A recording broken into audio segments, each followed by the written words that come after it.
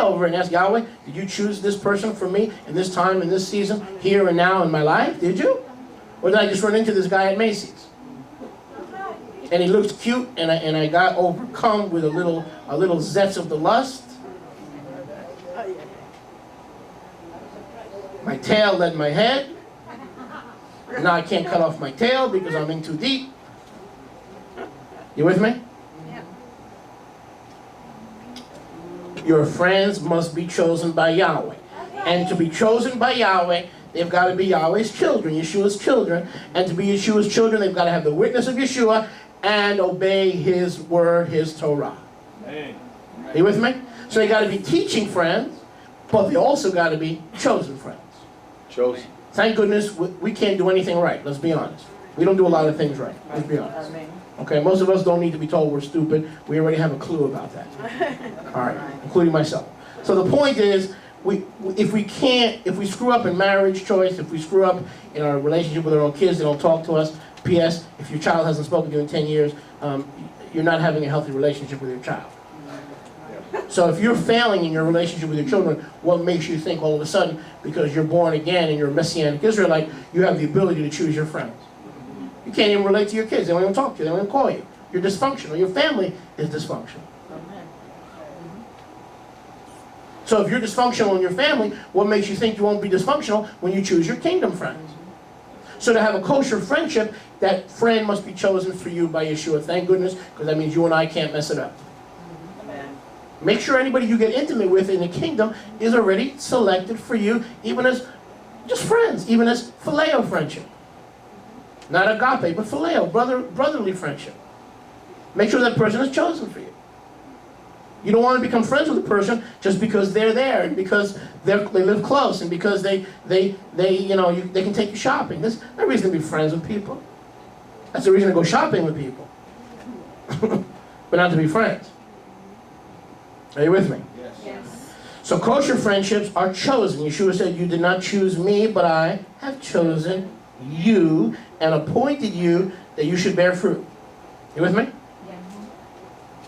Why are you and I called to bear fruit? How do we know we're going to bear fruit as believers? Because we're chosen. So in order for you to have a kosher friendship that bears fruit, that friend has to be chosen by Yahweh and then presented to you. You do not choose that friend is chosen by Yahweh and then presented to you. I would rather have one friend chosen by Yahweh, presented for me and to me, than have 59 acquaintances who can do me no good. Does this make any sense?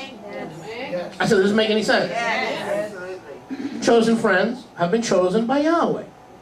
Go with me to Luke 16:9. Luke, number 1, teaching friends. Number 2, chosen friends. Luke 16:9. Baruch Hashem Yahweh. Luke 16:9.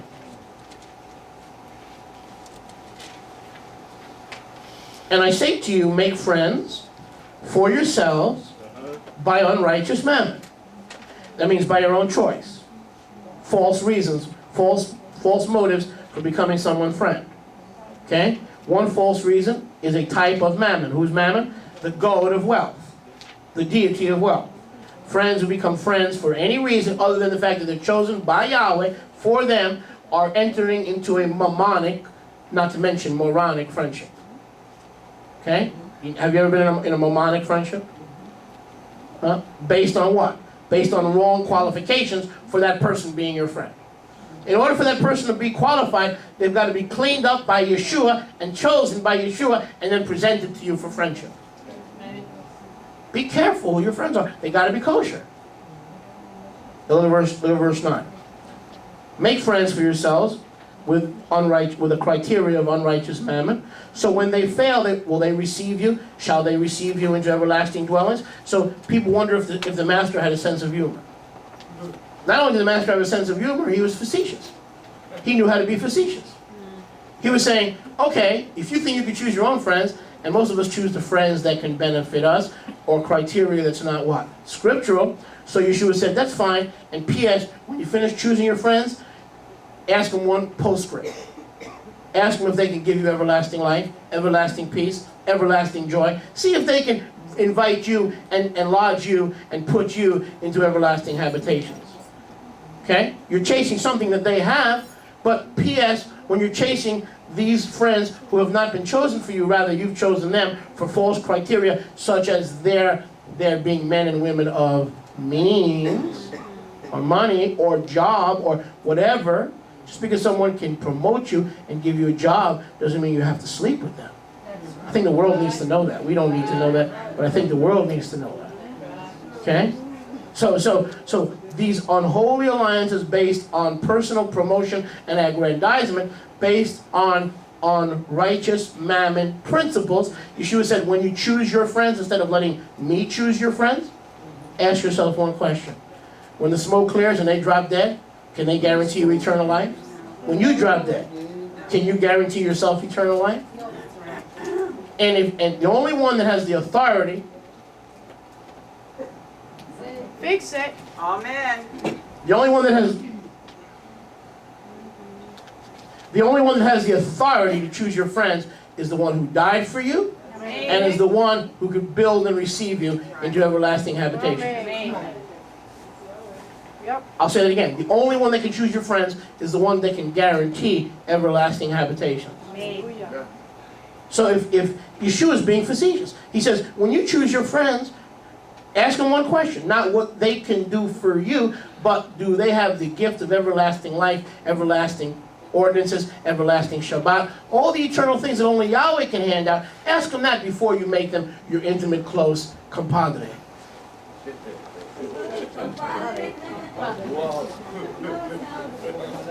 Bro, this man can bring, Rabbi, you don't understand, this man can bring me happiness. This man can give me he can cook a hot soup. My old husband, I used to get home, he used to throw my soup out. He was angry at me, he didn't talk to me for a week. As soon as I walked in the door, he threw out my soup. This one cooks my soup.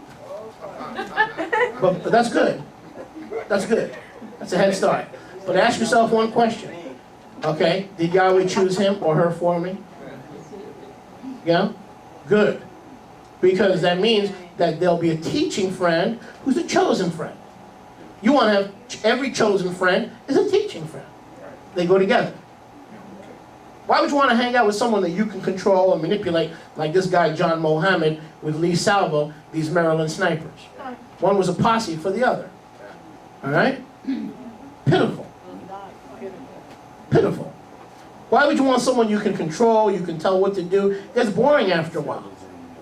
All right? Friendship is based on teaching, friends who can teach each other, and they got to be chosen. All teaching friends are chosen.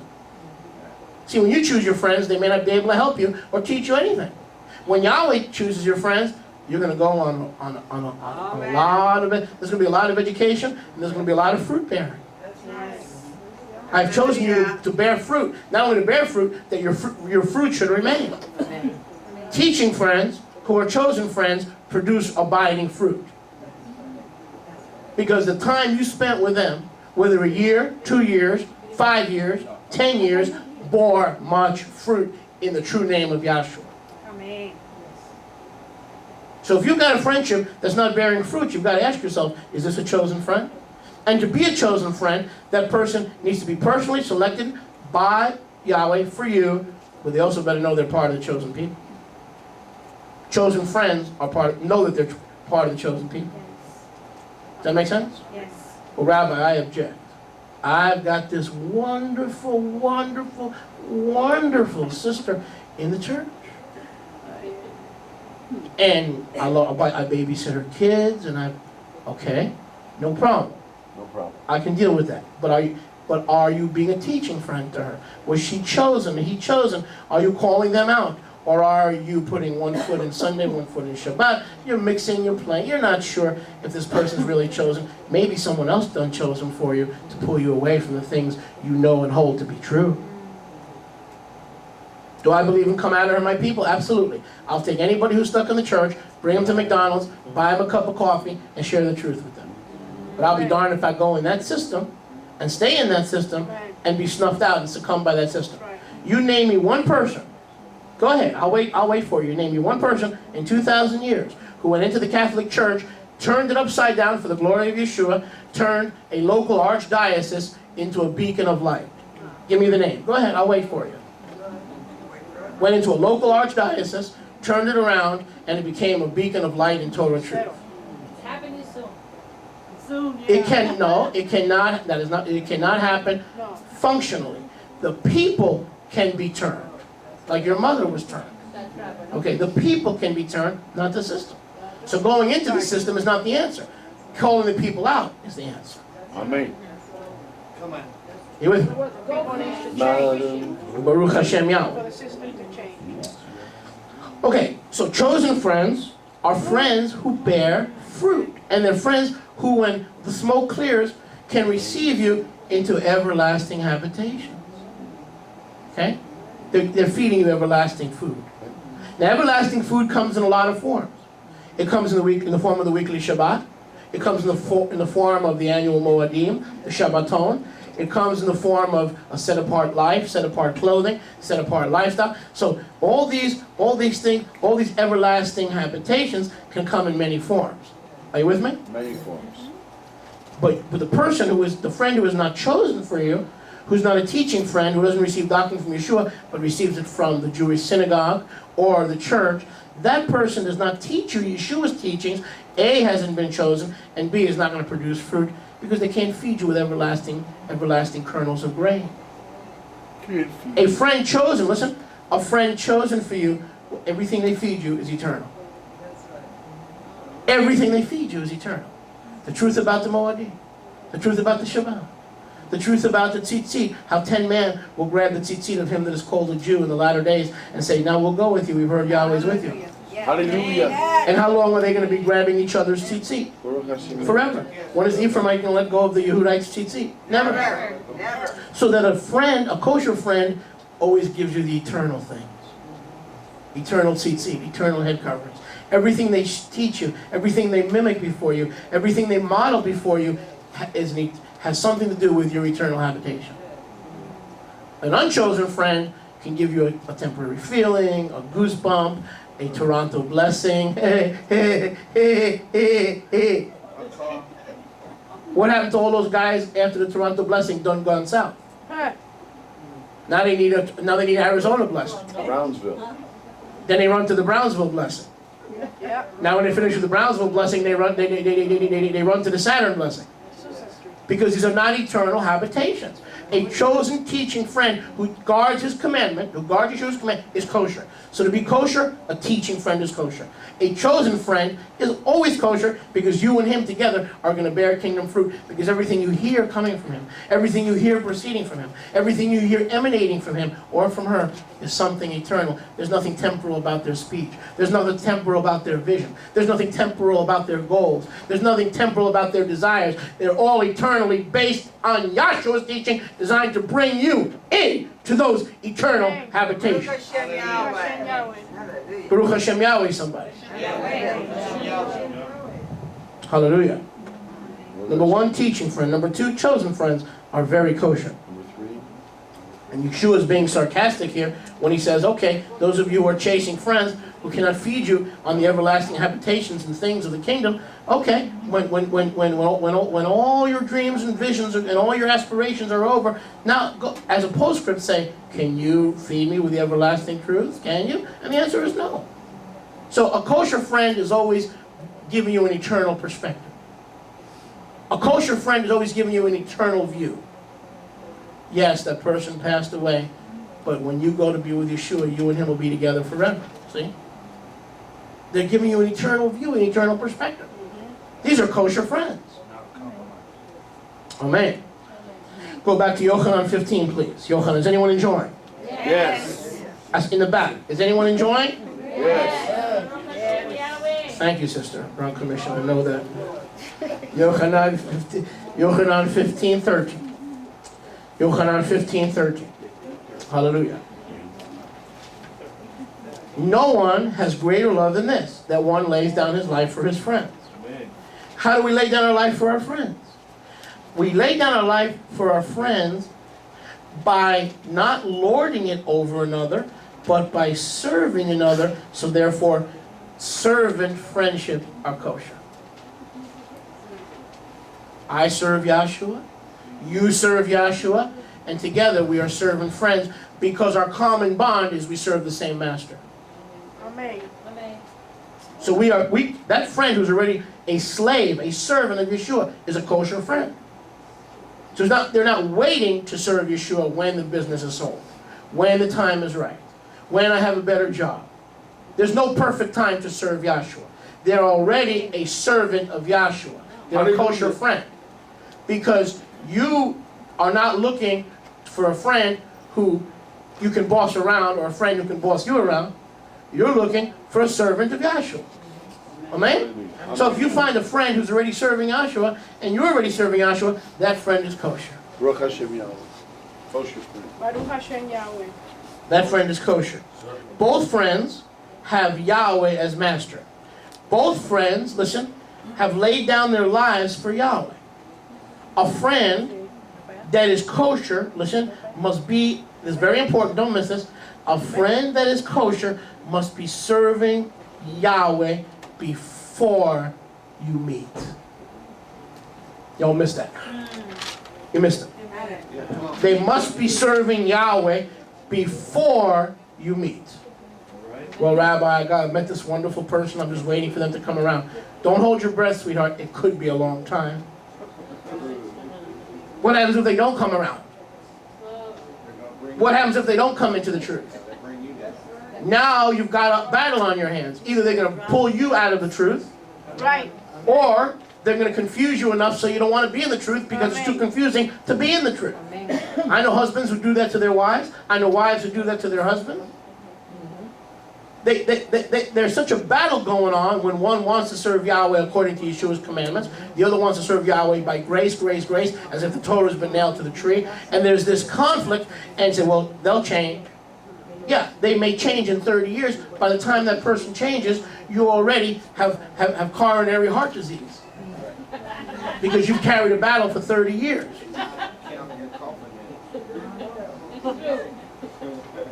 Make sure they're serving Yahweh according to pattern before you meet. Can Yahweh fix a messed up relationship? Can he turn an unkosher friend into a kosher friend? Yes, he can. When I met Rivka, she was a Kenneth Copeland girl. Okay? That faith is a force and words are containers of the force. The scripture says in Ephesians 2, faith is a gift. Yes. But the word faith movement says, no, faith, Yahweh's wrong. Faith is not a gift, it is a force. And be careful what words you say, because words are containers of this force called faith. And if you speak positive words, you'll have a positive life. And if you speak negative words, you're going to go down to an early grave. So then, it's no longer faith in Yahweh, it's faith in the right words, because faith is no longer a gift, it is a force, and the words are containers of that force, and whatever container comes out of your mouth will determine whether you have a positive or negative life. My Bible says that's an easier way. My Bible says do all the commandments and live. And then the force will be with you. What force? The true force. The force will be with you. It's funny, and I say this week after week because I know it's true. I have never done a funeral as a rabbi.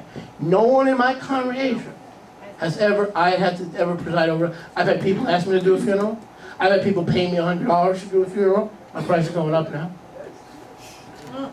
But no one in my flock has ever died, and I've ever had to do a funeral.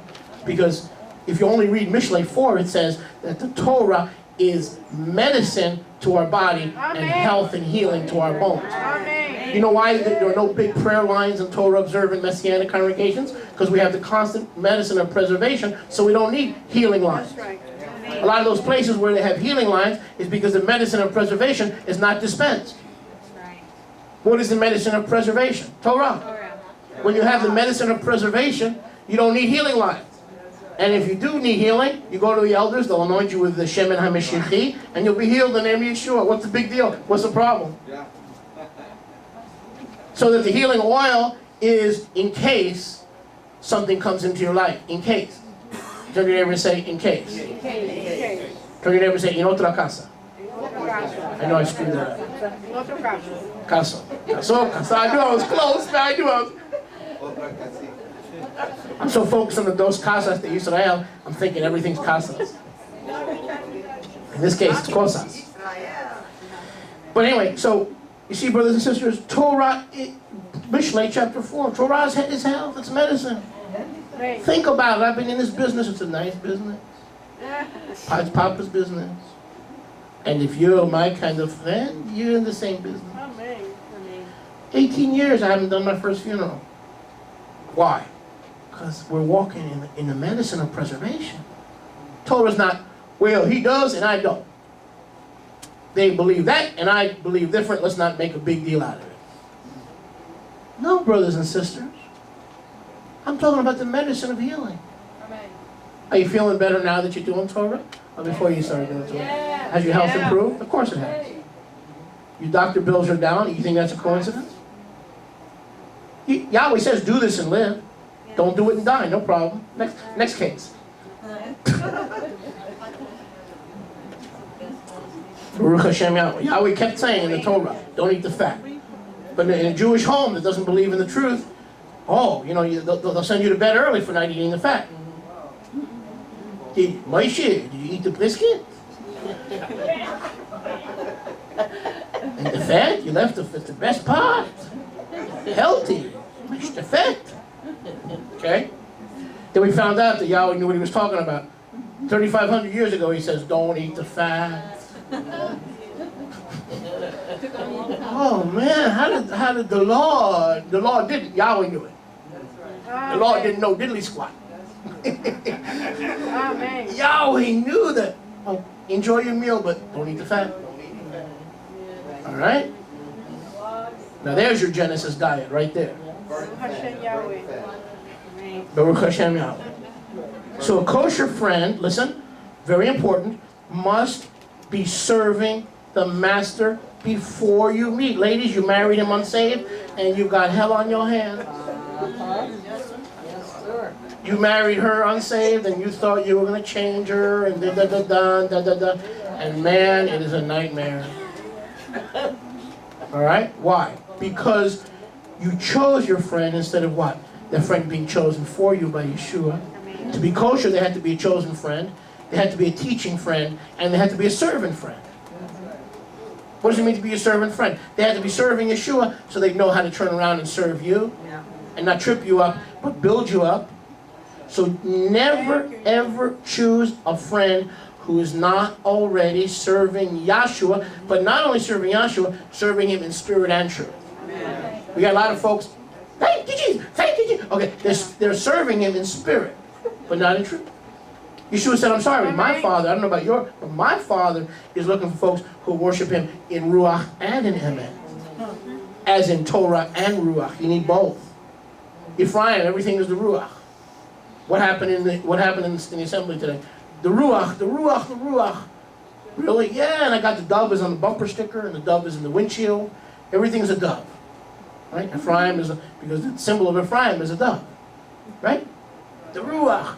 If you go to an Ephraimite service, if they didn't have 10 utterances in tongues and 5 people slain in the spirit, knocked their head on the floor, they didn't have assembly. In Judah, you can't move. In Judah, it's like everything's liturgical, everything's already written, everything's already recorded. You can't talk to Yahweh from your heart, you have to read it from a book. If it's not in the book, it's not kosher. Okay? And so the truth is, those who worship Yahweh have to worship him in Ruach and in Emet. Baruch Hashem Yahweh. So that kosher friends are servant friends. They're already servants of the master. Go to Yochanan 15:14. Teaching friends, chosen friends, servant friends are kosher. Number 4, we touched on this, so I won't go into this too much detail. 14, Yochanan 15:14. You are my friends if you do what I command you. So what is the antithesis of that? If you call me Lord, but don't do what I say in my commandments, you're not my friend. To think you're the master's friend when you're not his friend is the height of deception. You with me? So in order to be a kosher friend, they need to be a Torah friend. Are you with me? A kosher friend or a Torah friend doesn't see the Jewish Bible or the Christian Bible. Doesn't see law and grace as two separate issues. Sees Genesis, Bereshit, to Revelation as Yahweh's word. Amen. Doesn't divide Yahweh's word into law and grace. Are you with me? Are you with me? Yes. him. Turn to your neighbor and say, are you with him? Are you with him? So, Yes. Torah friends, listen, Torah friends keep Abba's commandment to the left and to the right of Matthew. And they don't say, well, this is Jewish, this is Christian, this is synagogue, this